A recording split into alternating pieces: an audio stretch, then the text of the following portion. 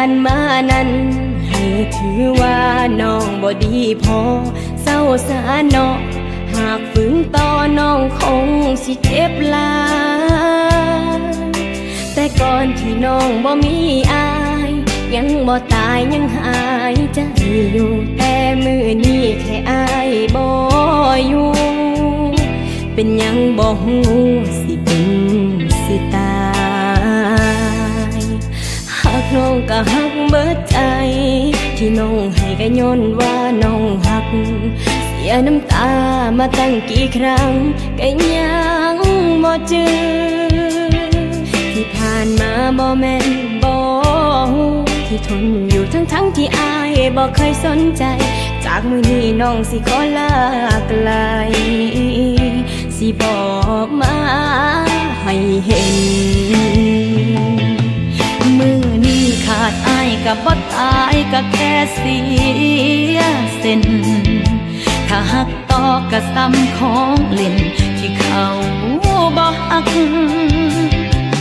ทุ่มเทให้เบิดสุยามเฮาก็ได้เป็นแค่ทางผ่านกับความหักห่างๆกับความหักสนตีสู้กันโลดสิถ้าน้องบ่ดีก็ทิมน้องซะ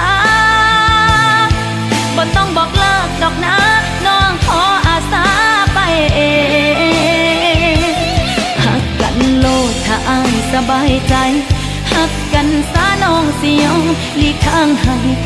แต่ก่อนยังบ่มีอายยังบ่ตายยังหายใจ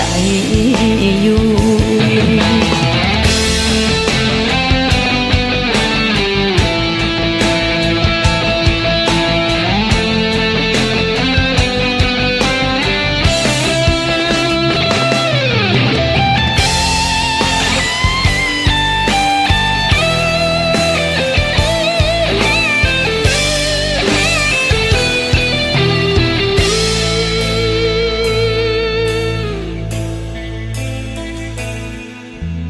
หักน้องก็หักเบิดใจที่ห้องให้ก็ย้อนว่าน้องหักเสียน้ำตามาตั้งกี่ครั้งก็ยังบ่จือที่ผ่านมาบ่แม่นบ่ฮู้ที่ทนอยู่ทั้งที่อายบ่เคยสนใจจากมื้อนี้น้องสิขอลาไกลสิบ่มาให้เห็นมือนี้ขาดอายกับบ่ตายก็แค่เสียเส้นถ้าหักต่อก็ซ้ำของเล่นที่เขาบ่ฮักทุ่มเท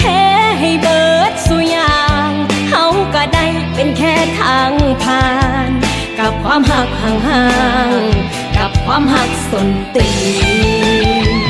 สู้กันโลดสิถ้าน้องบ่ดีก็ทิมน้องซะบ่ต้องบอกเลิกดอกนะน้องขออาสาไปเองหักกันโลดแต่ให้สบายใจหักกันซะน้องสิยอมหลีกทางให้แต่ก่อนยังบ่มีอายก็ยังบ่ตายยังหายใจอยู่แต่ก่อนยังบ่มีอาย